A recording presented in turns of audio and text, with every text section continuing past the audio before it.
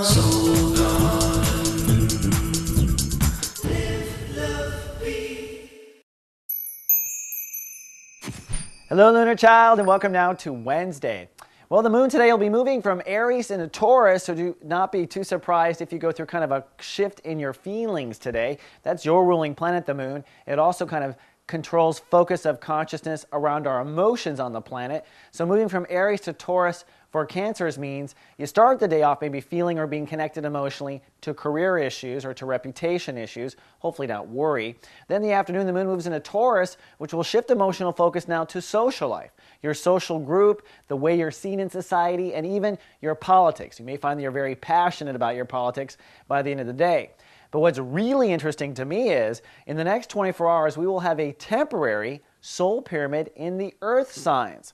Now, if you're new to Soul Garden, what a soul pyramid is basically a grand trine in classic astrology. We call it a soul pyramid here because we look at it a little differently. What it does is unite three areas of your own soul, and in that uniting, you grow at a rapid rate in those areas. That's put simply. So you almost get a bird's eye view of your life from having the soul pyramid. The universe says, hey, do you see all these pieces and how they fit together?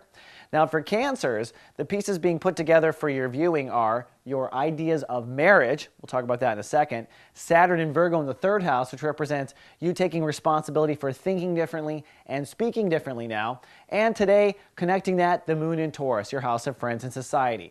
That means that I expect Cancers in the next 2 years in particular to completely shift their perspective of marriage and really step outside of their normal social comfort zone. I expect you to be thinking differently, speaking differently to people, and maybe even marrying different people or marrying for the first time. That's because Jupiter and Pluto have just moved into the house of marriage, and Jupiter will be there for the next year. So for the next year, you're very lucky when it comes to marriage. Then Jupiter moves on and leaves you to really learn dramatically and deeply from marriage through Pluto in Capricorn, which will be there till 2026. So it looks like some interesting times ahead. It looks like you'll be stepping into a new social comfort zone, and it looks like the next 24 hours are a preview of that. So pay attention. All right, that's all we have for today. See you tomorrow with more. Live, love, be. Soul